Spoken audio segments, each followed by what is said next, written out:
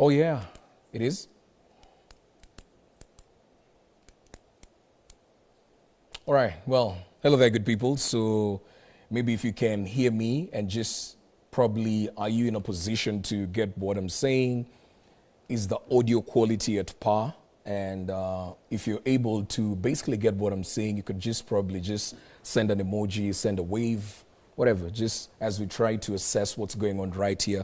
Of course, apologies for coming in late because, as you may know, we just lost a couple of our military personnel, and I was still on air just trying to handle the 9 p.m. bulletin as we fade out and finish up the 9 p.m. bulletin. So I guess everything is all set. That was the delay in the transition. But if you can get, just wave on the live. I'm able to see all that's going on another phone that's here.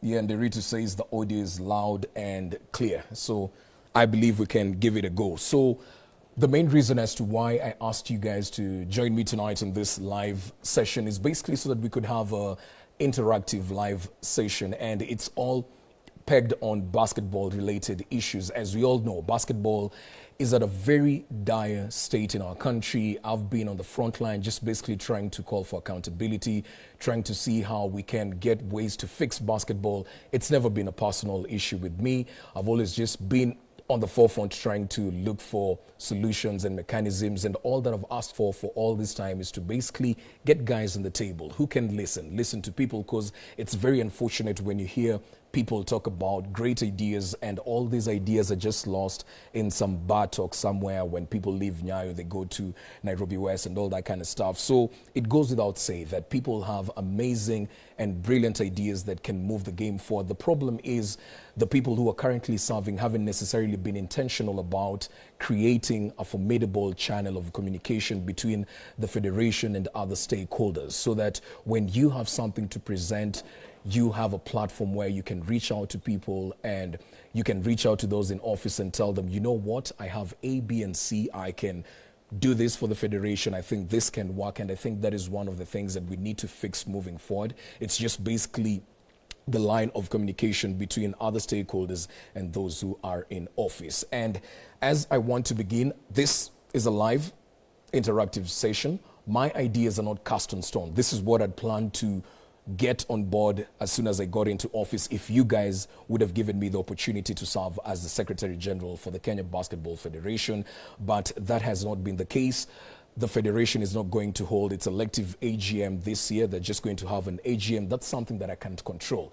I've always believed that for the things that I can't control, I don't give them too much focus. What I can control is to continue pushing for what I believe is right, what I believe is genuine, and this is just part of what I'd planned to do just basically before the elections, if they were to be held. So I was going to do a gala dinner where I would invite every other single stakeholder, the team managers, the representatives of commissions, and everybody to just come for this gala dinner and watch what I have to present. Of course, I can't do this in under 1 hour. I've broken it down. This is the first bit of what I want to talk about. Basketball issues are a lot, so we can't finish all that in under 1 hour. So allow me to just give you the first bit of what I believe can at least form the basis of the discussions that are going to be had in the AGM that's going to be held on the 23rd of April. As you may know, AGMs are very important meetings in any single federation or institutions, because it allows you to track your progress upon which or on the things that you had decided in the previous meeting, and also just to put in place different policies to see to it that you implement what you believe can change the game moving forward. So with that said, I'd love to basically get straight into it.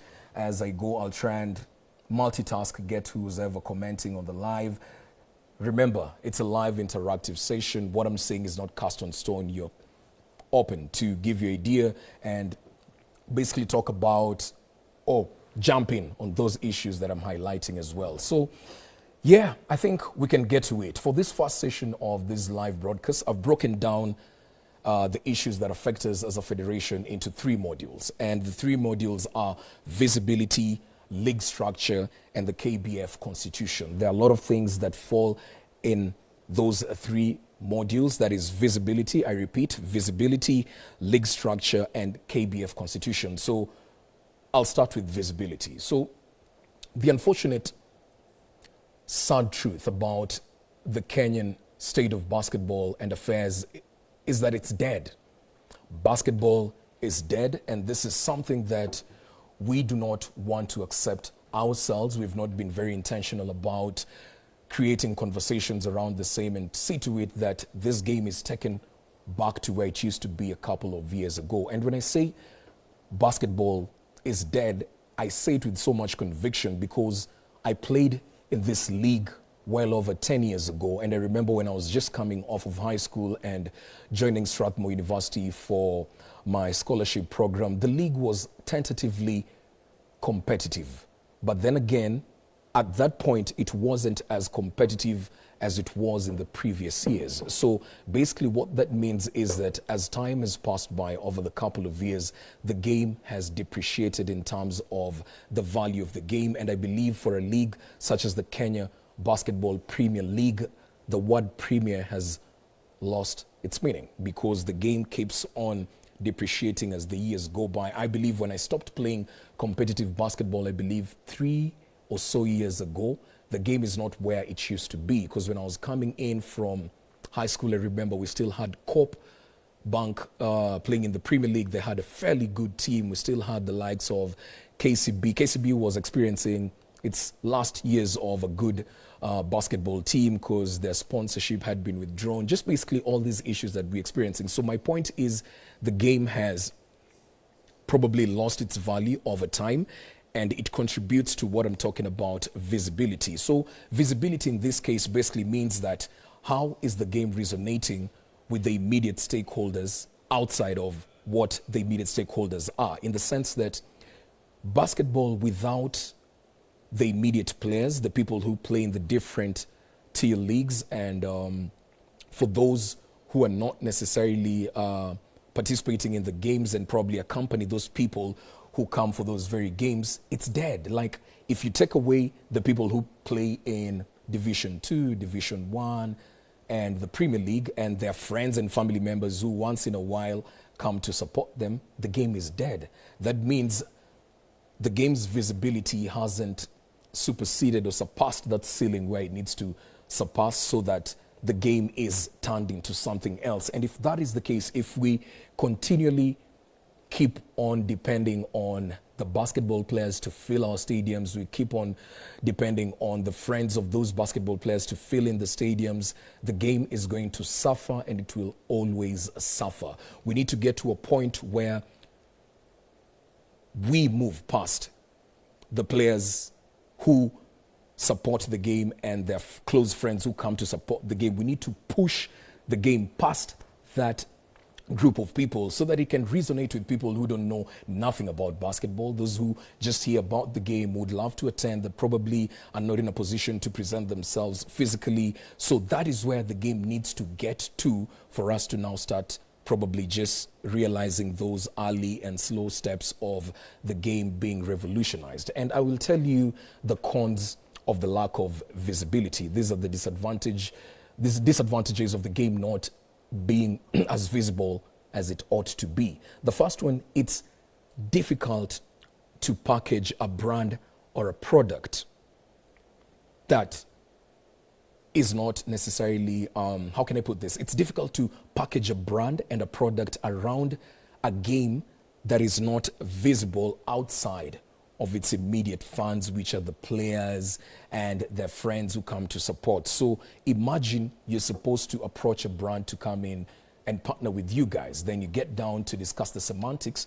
But when you do a deep down look at the statistics of the people who are affiliated with the game, it's sad because outside of these people who are playing the game, then it means the brand cannot be pushed to a further audience. And that is one of the disadvantages of not having that visibility. Secondly, attracting and closing broadcast deals becomes very difficult because when you are structuring a broadcast deal with any entity or any media house or any partner, they need to get to the numbers, the eyeballs. That's everything. Like this game, is it reaching as many people as possible in as much as we are having, say, for example, 47 counties? Out of the 47 counties, how far is the game reaching people who are not participating in the game right here in the CBD in Nairobi? So it's very hard for you to structure broadcast deals. And the game needs a broadcast deal because you need to tap into people who cannot present themselves to the gym, who cannot present themselves to the various locations where we hold our Premier League games, where we hold our Div 1, Div 2 NBA games. You need to be in a position to reach those people. So that is where the broadcast comes in.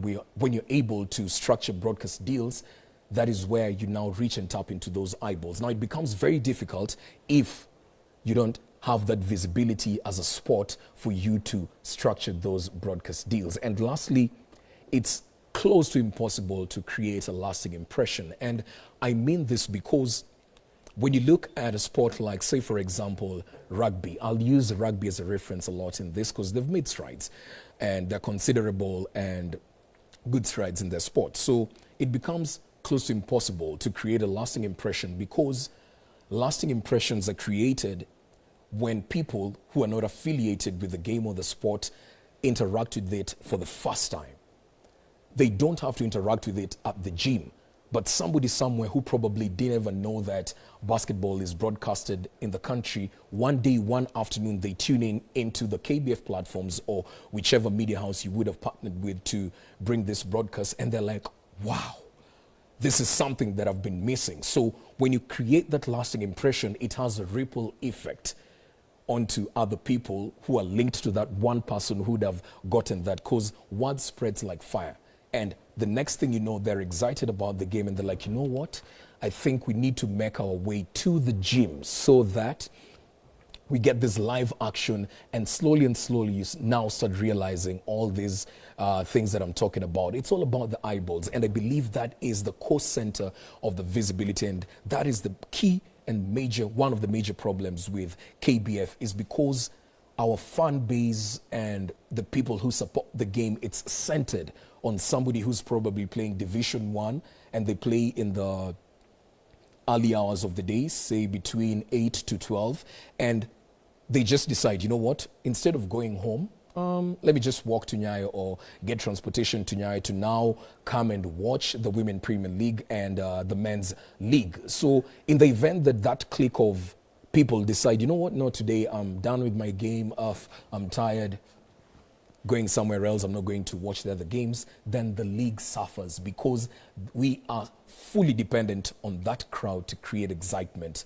for the league. So when they have other things to do, often or not people are going to have other things to do, we suffer in terms of generating revenue for the federation through get sales, through basically broadcast deals, and that is why visibility is very, very important. So that's the context of the first module. Now let's get to the solutions.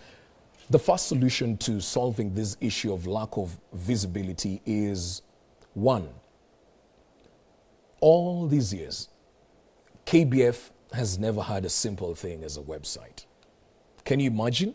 KBF has never had a simple thing as a website.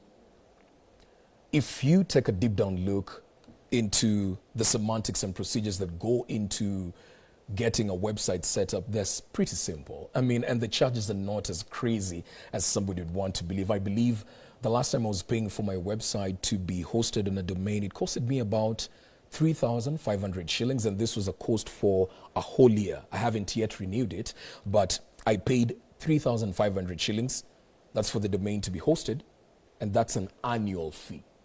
Now, once you pay that, the next fee that you're going to incur as a federation resonates between, say, about 25,000 shillings to about 50,000 shillings. This is enough to get you a credible and steady website. So again, just on the cost of putting this up, and it begs the question why the federation has never been intentional about creating a website where people can access material that is basketball related. So you look at a cost of 3,500 shillings for hosting, then you come again to a cost of, say, between 25,000 to about 50,000. You wonder again, this is money that the federation easily makes on a normal day, like on a Saturday, and you wonder again why this has never been effected. Now, the beauty about having a website as a federation is, you see, people think making money on social media is easy. It's not easy. It's not as easy as people think. but you need to take the first steps of doing that. And the advantage for KBF in this instance for having a website, a fully functioning website, is one, basketball in Kenya is a niche sport. And I say it's a niche sport because as compared to soccer or football, as we may refer to it right here locally, soccer is global. People know about soccer, everybody knows about it. So it has that natural sort of groove to attract people. It's a global sport. Basketball is as well, but you cannot compare its how can I put it, its magnitude as compared to soccer. So the advantage is basketball is a niche sport right here in Kenya.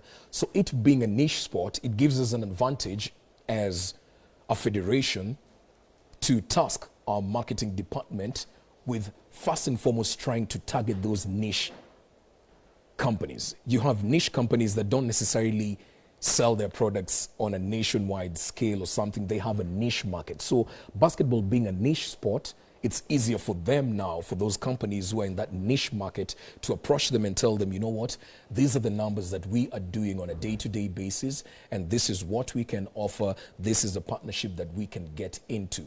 The start might be relatively slow, but people have to start from somewhere, right? So the KBF website is super important for that one aspect, first and foremost, just basically trying to attract those partnerships to get into the website. That's where they're going to get the information. And also a website creates credibility. We are in the sports business, so PR is everything. PR and your image as a brand is super important in terms of you basically translating that into revenue. So PR is everything. The website gives you credibility, at least when somebody or an international person wants to know what the Kenya Basketball Federation is all about, they easily log onto your website. Secondly, once you've targeted that aspect of basically trying to attract different partners and sponsorships, the second aspect is when you have a website, it's easier for people to access information. Say, for example, their fixtures, say, for example, what transpired the previous week. It's basically very easy. Like if you're watching right now, if you can log on to a website, say, for example, the K24 website, it's easier for you. You can see what is transpiring and the different modules, the different plugins on what you can tap into if you want to look at this, if you want to look at that. So it makes it a bit easier for stakeholders to access information, and that is why I believe one of the first things that we need to do is to have a very steady and credible running website, a beautiful website where people can get information and it's maintained. We get somebody who fully maintains that and updates the website. When you're updating this constantly, it allows you to attract traction to your website. And once we start building traction onto the website slowly and slowly, we can get to a point where we start translating that and generating that into revenue. It's revenue the federation didn't have. So if we can get to a point where that simple website is giving you 50,000 shillings, well, guess what? That is money that you didn't have initially. So it's a step, and it's a step towards the right direction.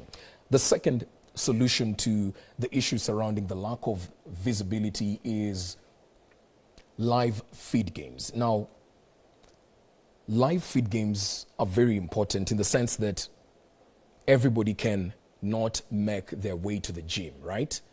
The live feed games on our websites and different websites of different sporting federations is important because not everybody can make their way to the gymnasium for the basketball action. And this is important because in some way, it puts you in a position to alter and structure how you're going to push traffic to the website. And it's a very intentional aspect of any sort of federation or institution, is that you're in a position to drive that particular traffic to the website.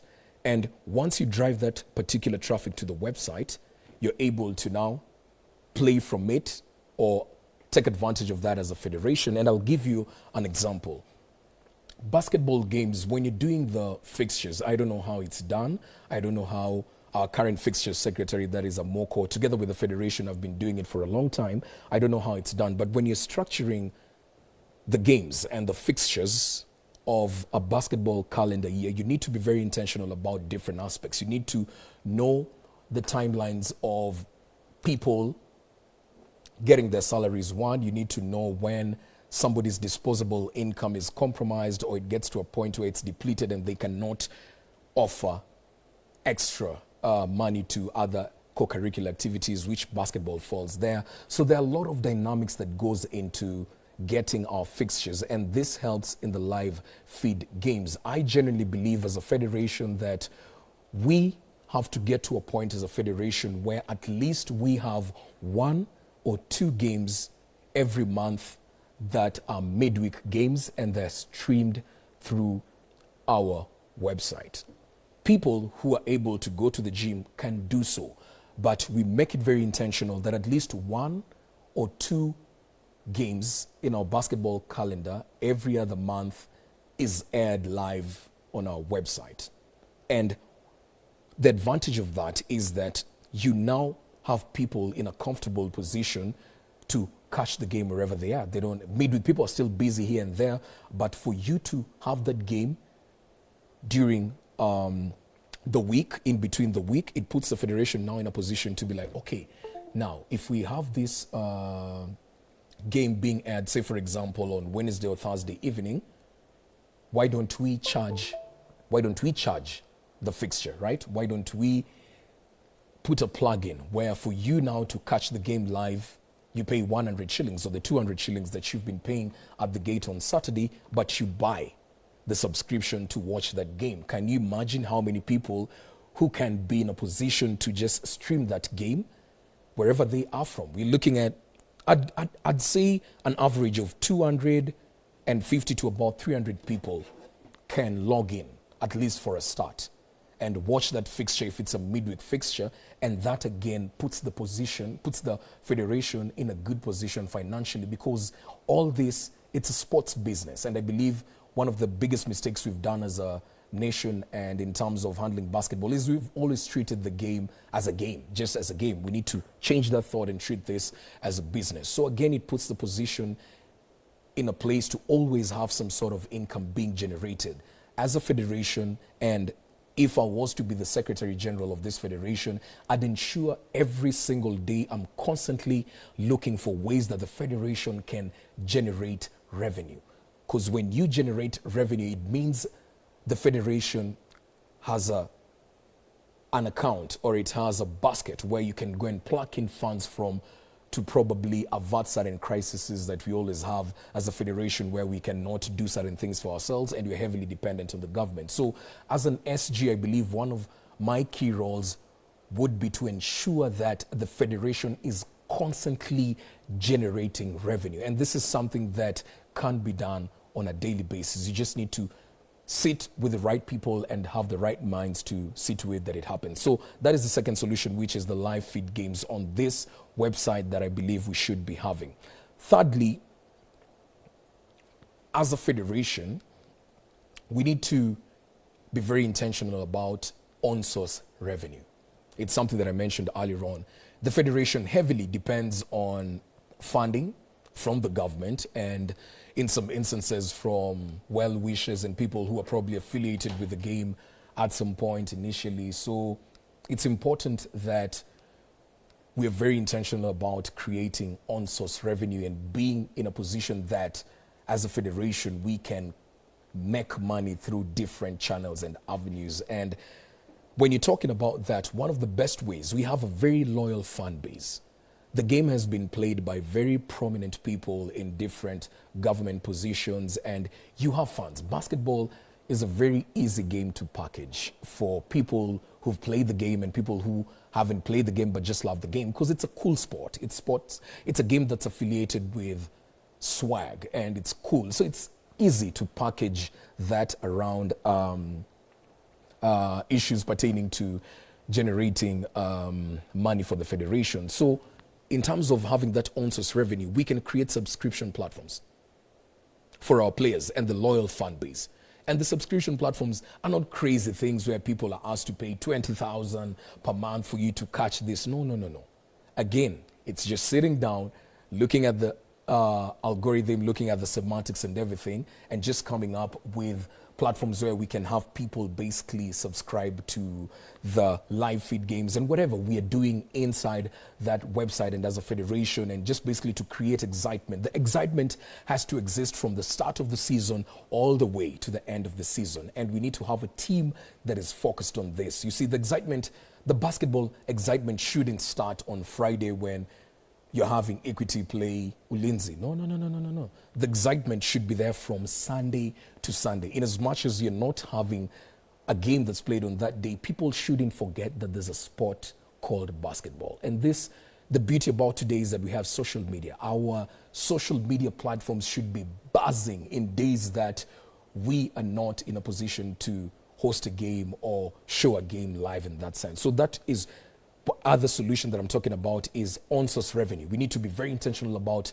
hey, how are we generating money as a federation, right? I noted down my points so that I don't lose track of them. And in terms of the last solution in creating visibility is, I've called it KBF offices and social media engagement. I've spoken about it, but that was the last point. You see, we need a decent federation that is hosted in a decent office.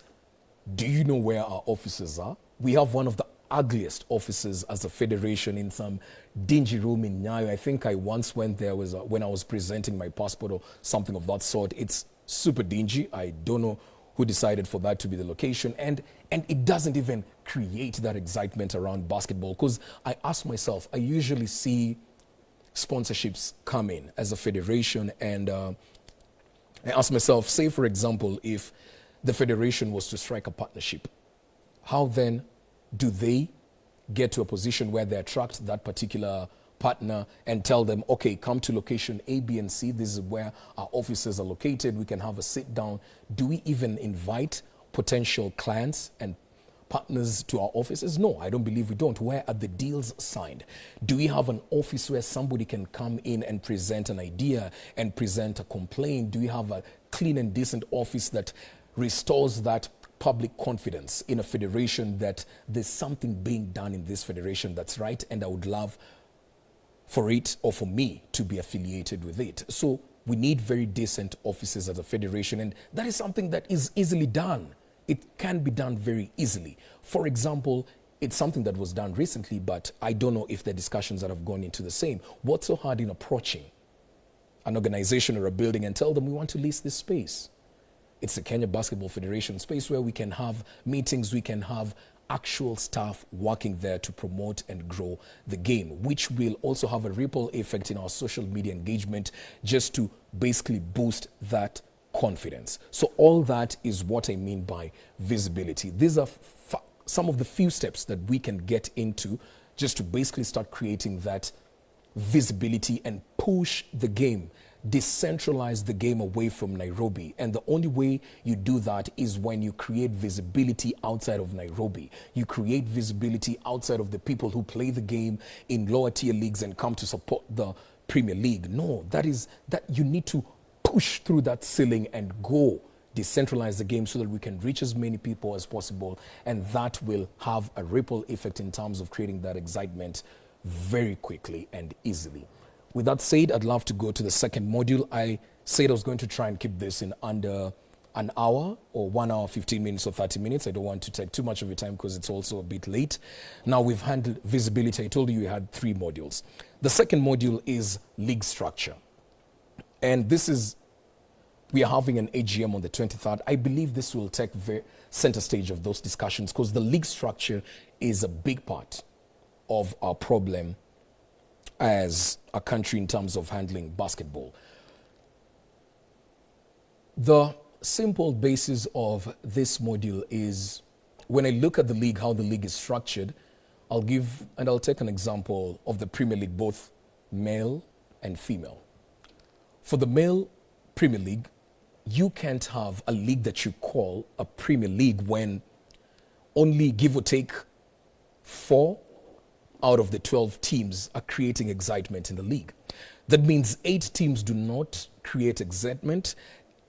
8 teams do not give somebody the reason to wake up and dedicate their time to basketball, 8 teams are basically a waste of time for the 4 teams. It's a sad and painful, bitter conversation to have, but I'm a very logical human being, and I believe for you to actually realize change in whatever thing you're doing, you have to be open to change in itself, and often or not, change is very bitter and painful. So currently, how our league is structured, both for male and women Premier League, and of course with those other teams as well, we only have about 4 teams on the side of the Premier League, which I'll state, that is Equity Dumas, KPA, Tuende, and Ulinzi to some extent, right?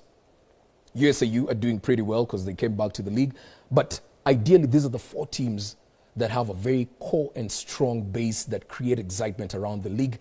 If they're not playing against other relatively strong teams in the league, then the league is dead. Nobody, allow me to use some language, nobody gives 2 shits about those are the teams that are playing. Again, it's a sad conversation to have. I belong to the Strathmore fraternity, very, very loyal to the Strathmore fraternity, but they fall in that league where you don't necessarily have people that have this loyal fan base. People don't take the games as serious as they need to be taken. It's because we have a league that has only 4 teams that are creating excitement, the other 8 teams are not. And for the women is the same case. I think about 3 or so teams are the strong teams, the other teams are dead. Solution 1, and I'll begin with the women. Let me just do something here.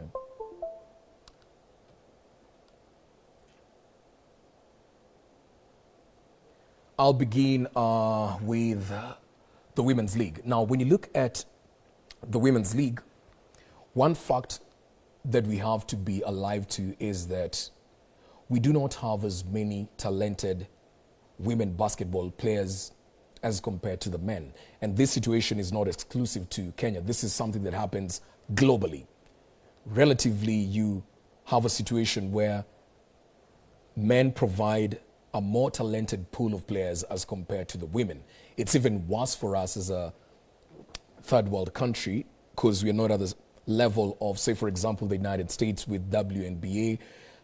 For us, it's even worse. So we have a small, concentrated pool of talent when it comes to the Women Premier League. So the first solution to that is, 1, you need to shorten the league.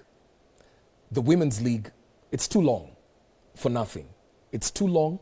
90% of the games are boring games.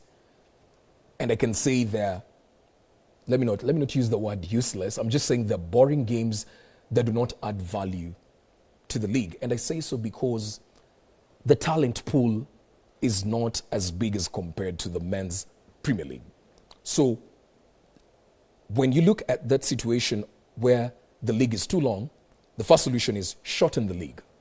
You shorten the league, you create excitement around the league. People know that this is the Women Premier League. It's played during this duration of time. So 1, the biggest mistake we've been doing as a country, the Women's League is too long. So the first thing that I would do as an SG is to start the conversations around shortening the league for the women. 1. 2, in terms of the Women League, don't play it at the same time you're playing the men's basketball leagues. Don't play it. Separate the 2 entities. It needs to have its own time. And the beauty about this is that when the men's league is not running, you have that traction. All of that traction is centered on the women's league. That is why you need to separate the 2. The women's league can't be played at the same time the men's league is playing. Is because we don't have a huge pool of talented players. And secondly, you eat away from the women's league because you're not necessarily directing all that traffic, all that partnership into the women's league. So that is the second thing. It shouldn't be played at the same time that the men's league is being played. And last but not least, cut off the teams. Reduce the teams to about 6 or 8 teams. I'd say 6. That way, all this talent, all amazing women talent is centered in the Premier League, right? And it will apply to the men as well. I'll get to that in a few. So cut and reduce the teams to about 6 teams. Now, what that does, it ensures that the talent pool of the women across that is spread, because you might have a talented player playing for Footprints, you might have a talented player playing for Storms, one of them is spread here, two of them are in USAU, Flames, two of them are here, so it's scattered. And that is why you have a situation where a team wins a game with the scores of 87 to 28. Who's going to come and watch that game? That's not a game to watch. You know very well this team is going to be beaten 87 to 28. That's not a team that even deserves to be in the Premier League. And it's because we've spread the talent, we've scattered the talent, we've not concentrated the talent. So, one, in terms of solving the issues surrounding the league structure from the Women Premier League is one, shorten the season, make it shorter. Two, separate the two entities. Don't play at the same time that the men are doing their thing. Separate the two so that you drive the traffic in terms of viewership, sponsorship, all that towards the women when they begin their season. And thirdly, cut the number of teams participating in the Premier League, right? I'll get to the solution of those who will be cut off later on as I fully put it together with the men. Let's get to the men's side. Now, when you're speaking about the men's team, again, the biggest issue with the men's Premier League is, I believe one of, if not the biggest issues, is the non-sponsored teams, right? The non-sponsored teams, it's a sad thing to say, but they drag the league. The league cannot move. We have scenarios where a league is running and close to 6-7 teams have not paid their leagues. And that is a big issue. A league that we expect to turn and revolutionize cannot operate like that. And of course, I've had discussions and issues surrounding varsity teams. Those are the likes of Strathmore University, USAU, UON participating in the Premier League. Some of them are saying that we should have them playing in a different league for varsities and universities. I genuinely believe we don't have the capacity to do that because we don't have as many teams that can fully participate in the Premier League, which we need to develop and get to a point where it will have a ripple effect in every other thing that is basketball related in the country. So I don't think we have the capacity to do that, to separate the varsity teams away from the Premier League, because one, they pay their league fees in time. I don't know about other universities, but I don't think Strathmore University has ever had an issue with the Kenya Basketball Federation in terms of paying the league fee upfront to allow the federation to basically plan better and move better. So that is the one advantage, the first advantage that those varsity teams bring to the league. So that is the thing. The non-sponsored teams and the varsity teams have been a very big issue, of course, in terms of also just coming up with the fixtures. I believe that can be sorted out. And here is how you sort it out. We have too many leagues, again, when you come to the men's side. We have the Premier League, Division 1, Division 2, and I think NBA. Why? Why do we have so many leagues? For what? Again, it's not bad to have those many leagues because they act as avenues to improve the game, improve talent and all that. I don't say it's a bad thing. But we have to not lie to ourselves that we have the capacity to have those leagues. So that's why I'm saying we don't need those many leagues, at least as of now. And here's the reason. You find a team, say for example, a team like Stanbic Bank. Stanbic Bank has two of my closest basketball friends, two of my closest friends from way back, that is Ongoro. Joseph Ongoro is literally one of, if not the top 10 shooters in the country. Perfect flow, perfect talent, perfect basketball player. You have the likes of Lugasi playing in Stanbic, right? And I ask myself, this is raw, pure talent that can really boost the Premier League. These are people that attract masses. They can have that gym filled every single time they play. They have the potential of creating that social media buzz and wave. Once we get into the mechanisms of boosting our social media platforms, they have that. So I ask myself, why is the team like, say for example, oh, my phone has just gone off. Maybe I just ask my partner here, Ian, probably just find a way to charge this so that I can track the comments. Sorry for that, my phone just went off. So as I was saying, I asked myself, Why do you have a team like Stanbic playing in Division 2? Again, why do you have a team like NBK playing in that lower tier league? It's a good thing ABSA was promoted. Why do you have those fully sponsored teams with very good talent playing in those low tier leagues? Why? Here is a solution. And remember, as I said at the beginning of this live session, is my ideas are not cast on stone. You're open to chime in and just probably throw those ideas my way. We can see how to work this out. So I asked myself, why? Why do we have those fully sponsored teams with beautiful talent playing in those low tier leagues? It shouldn't be the case. Solution one, when it comes to the men's Premier League: don't start the season before we do this. Have a conversation with all these teams, the fully sponsored teams. Have a conversation with them. Try and assess, get to know which ones are fully sponsored. Others might be affiliated to corporates, but they're not as good. But have a very structured conversation with those teams that are fully sponsored. And when I talk about full sponsorship, I know that they can honor their away games. They can fully pay their league fee in time, and they can do certain things that can help us run as a federation without getting into the nitty-gritties of the issues that affect each and every team. Have a structured conversation with them and make an intentional decision. As an SG, I would propose that we have, one, a closed league. Nothing like relegation. We don't have relegation. We don't have relegation. We don't have promotion. What that does is, you see, when you're having relegation to some extent depletes the talent in a league, especially for a league that's trying to grow and get to semi-professional and professional standards. It depletes the talent because you find that a team that had a very good team, things did not go their way. During that season, they end up being relegated. Now, you've depleted the Premier League of pure talent that could have been used to package the brand better and push the game. So cut off that issue of relegating and promoting teams. We do away with that. That's the first thing. The Premier League has 12 teams. We can, after having that conversation with those fully sponsored teams in the low tier leagues, have a conversation on increasing or maintaining. We could go to 14. Yeah, we could go to 14 teams, right? Or even 16. I don't know. 14 is a fair number. But close the league, no relegation. One.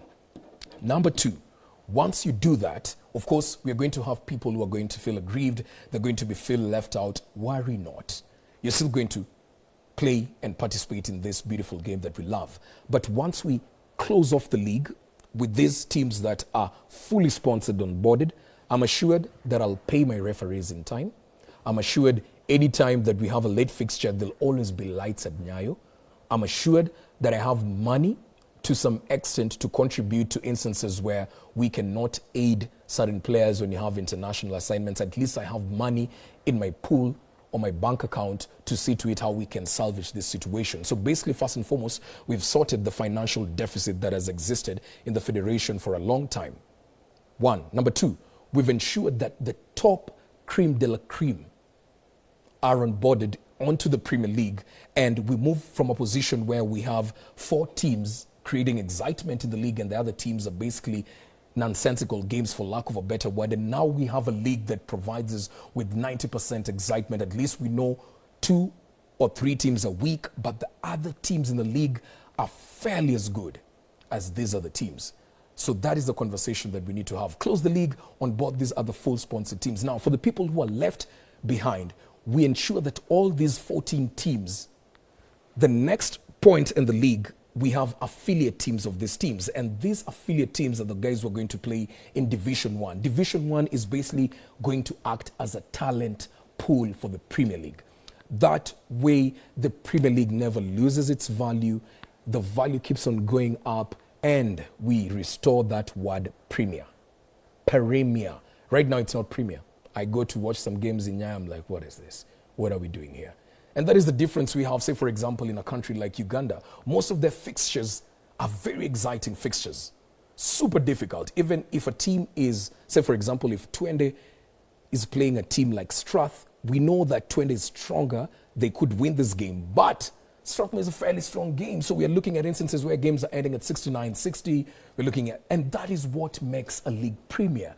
That is what has a ripple effect in making me allocate time for basketball over the weekend. So that is the solution for the men. Cut off that issue pertaining to relegation, on board these teams, and make the teams fully registered sponsored clubs, right? Thirdly, when you're going into fixtures, when you're looking at the issue on fixtures, here's how you sort the fixtures. The varsity teams can remain in the league, but every team, upon registering before we get into a new league, you have to provide the federation with a standard 15 fixture team. So this cuts off this nonsense of Strathmore, UON, of these varsity teams reaching out to federation officials and telling them, you know what, we have exams or push our fixtures. No, you are inconveniencing other clubs that are fully focused on their games. So when these teams are onboarded as clubs, and we know very well that, you know what, these are the teams that are participating. We've given the fixture, and the fixtures are not changed anyhowly. We are now in a position where we can say, you know what, I mean, if you can't honor your fixture on this date, unless it's very, very, very serious and unavoidable, that is what we need to have. And that is how you sort this issue around women and basketball teams in terms of the league structure. I believe that is what has been bedeviling us, and I know as we go on with time, we have ways and issues to sort this. The fixtures is a very delicate aspect. I'll tackle it in part 2, but I've just given you hints of how we can get to the fixtures, because so long as we don't sort out the league structure and have a standardized league with a standardized direction, we cannot attract sponsors, because the sponsors need fixtures that are very legitimate, and they're able to abide by those fixtures, because it allows them as companies and partners to now focus on those fixtures and on those dates, and in their calendar they're able now to plan and partner with you. So that is why the fixtures discussion cannot be had easily, because it touches on various aspects of the game, and that is what I believe should be done. It will be in part 2 as we progress on and continue with this conversation, even as the days progress on. So in terms of league structure and visibility, those are the things that I'd ensure I do as a Secretary General immediately I get into office. And finally for tonight, because I'd broken down this into 3 modules, is we need to have a very intentional conversation on our KBF constitution.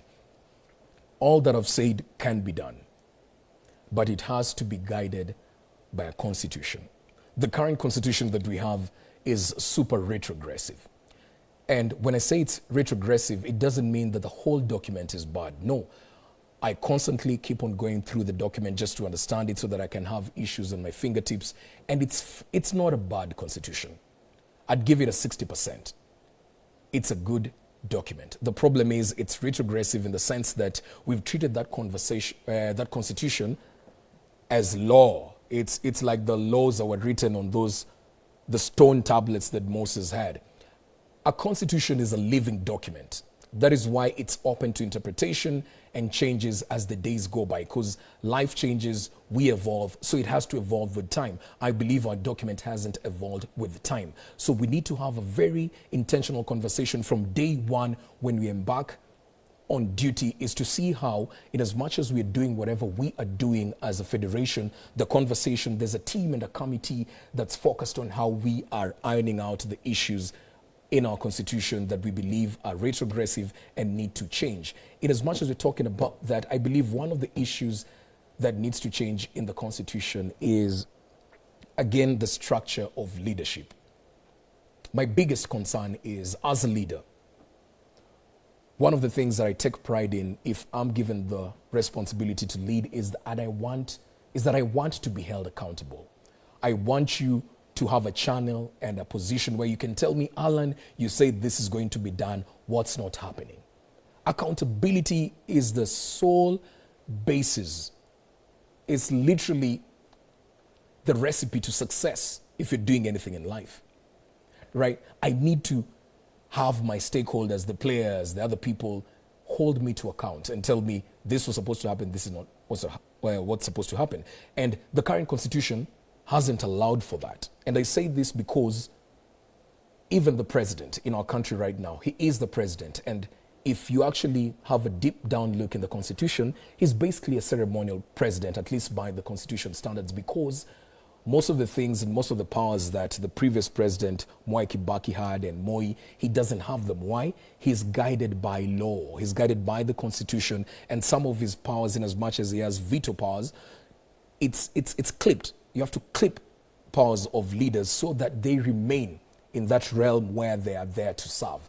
And that's one thing I take very dear and I take so much pride in, that I love accountability. I want you to tell me when something is bad, Alan, you're messing up. When something is good, you're doing the right thing. So I believe the Constitution hasn't allowed for that, because currently our Constitution has the president and by extension the executive committee, the judge, the jury, and the executor. It's either their way or the highway, and that cannot happen. It can't be that way. When you have a federation being led by a president and by extension the executive committee, the judge, the juries, and the executors, then that we're not doing anything. Nothing can be achieved, because I'll give an example.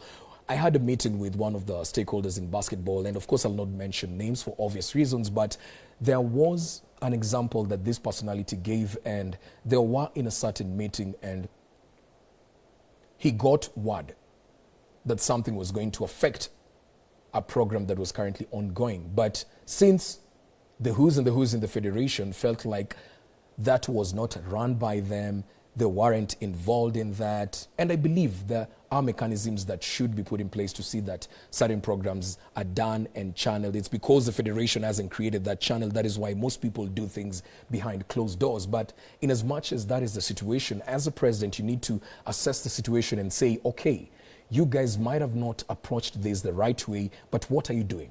What are the benefits? What can we do to improve this? What can you do to improve the federation? Those are the things that we should do. So in that meeting, the word was going, shut that down.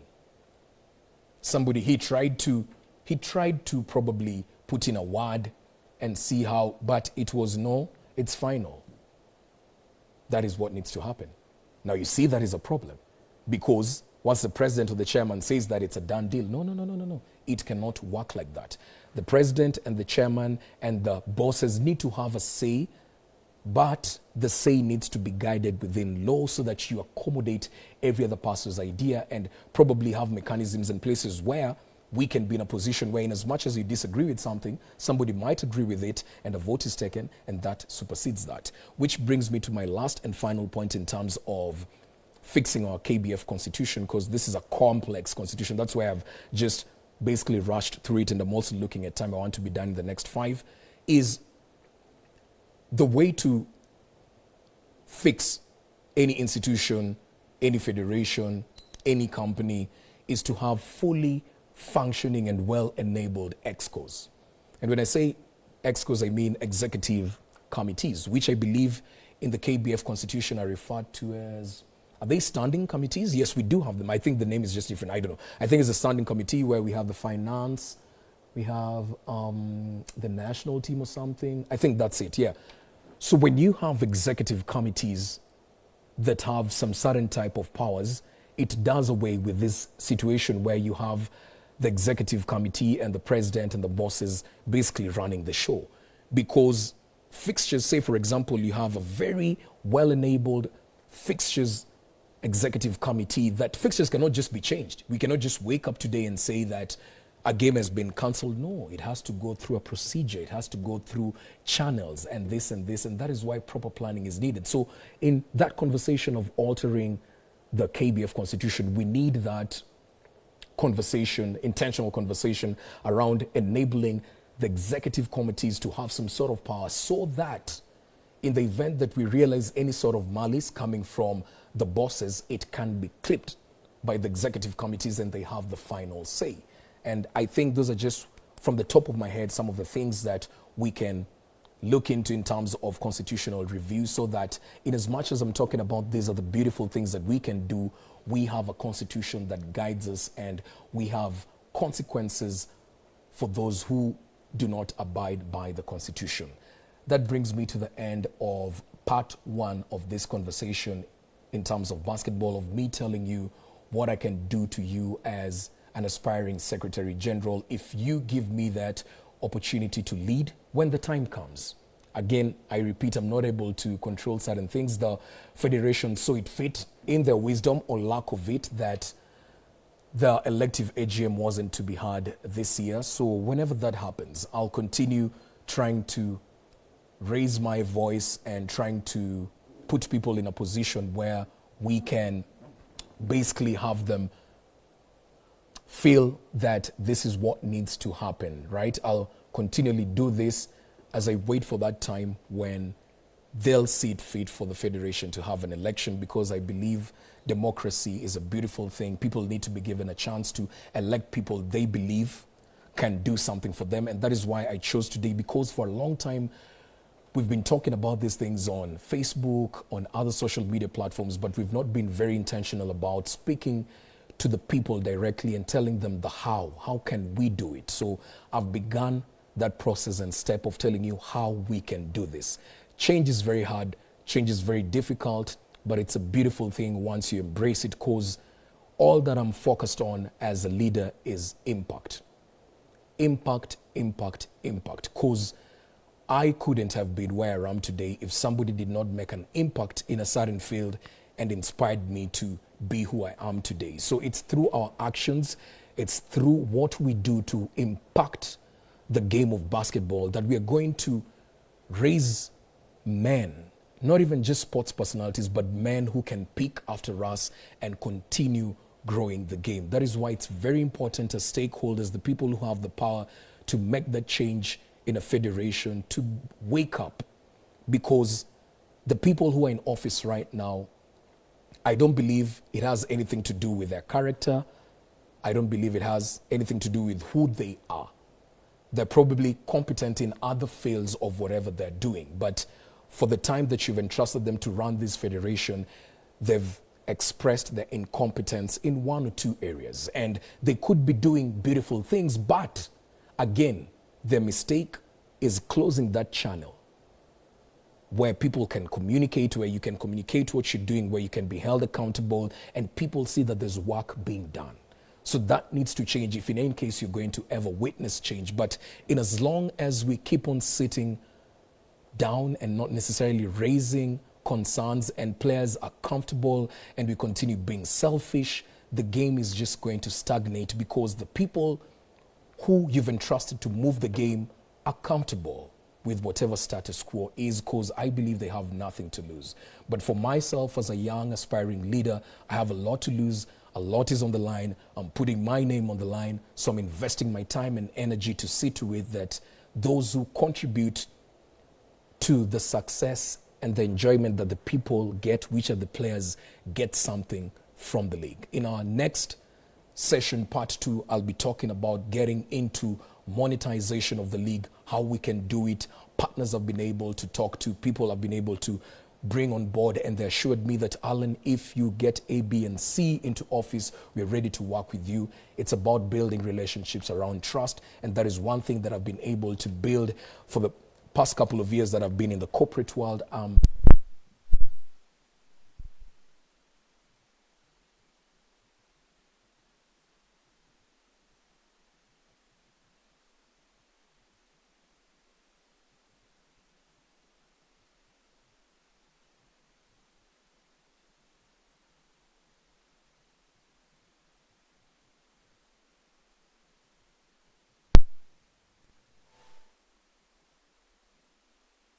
My main concern is just creating a beautiful environment for this game of ours. With that said,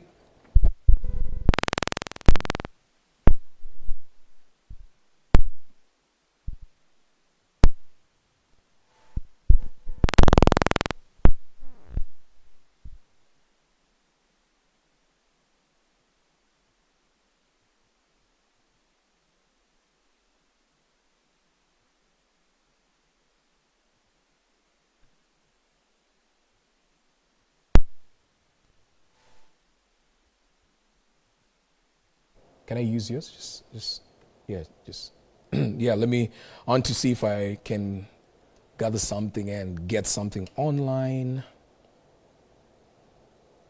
Don't worry, I'm communicating with Ian, is part of my team. So we've been doing this together. So my phones went off. I cannot track your statements and all that. So let me see. Let me see if I can remember.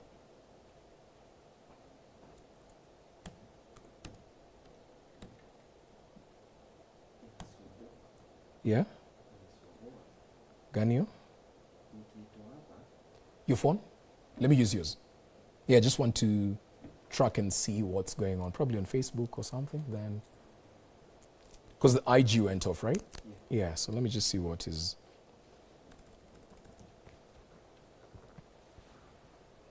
On the Facebook live stream, because I'm not able to log my laptop to the network. I don't know why. I seriously don't know why, but just quickly, guys, 3 minutes. We finish this.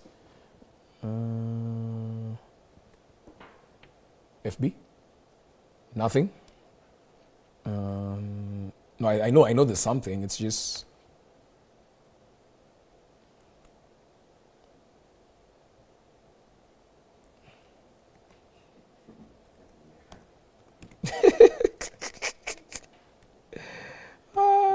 No worries, no worries. Let me see. Let me just try and see if I can connect this.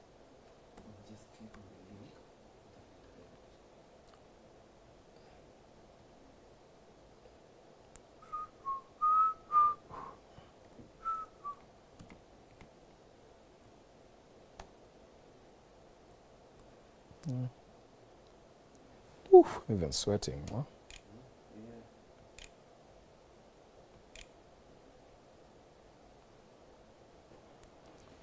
Let's see if this is gonna work. Oh, it's gone through. Hallelujah. All right, let me just log into Facebook and see if we can get hold of you guys real quick. For those who've bared with me, I mean, this is also recorded, so I'll put the link and people can follow on the conversation for those who are not able to join. But for those who are at least live, I believe you've got an opportunity to listen to what I have to say. Oh, I'm feeling super hot. Let's see. Okay.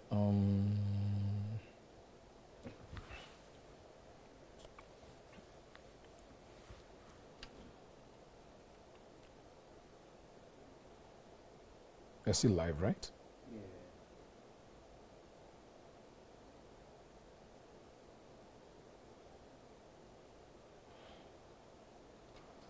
All right, let's see here.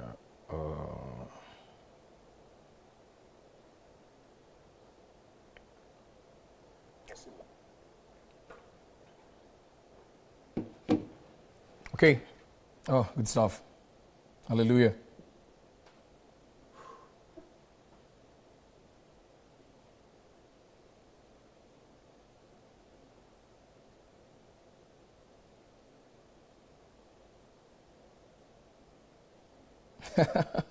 Well, Derito had a lot to say. Derito is one of the basketball stakeholders, and he has a show. Oh, my sound is off. No, I think it came back. I think it was when. But I think that's it. I don't know. I'll track and try and see if we can fix that. But good peoples, that's just about it. And see you on the next one. We'll try and put out the notice as soon as possible. And God bless you. God bless our country, Kenya. We continue to mourn the passing of our CDF Ogola, alongside all those other people and military personnel that lost their lives. So may their souls continue to rest in eternal peace. And God bless you and God bless our country, Kenya. Basketball will change. We'll do better. Trust me, we'll do better. It will take a bit of time to iron out things, but by the time we're done with this, it will be nothing but beauty in the game of basketball. And I'll one day sit somewhere on my pouch as an old chap just saying, you know what, we did good. Thank you. See you on the next one. Have a beautiful evening.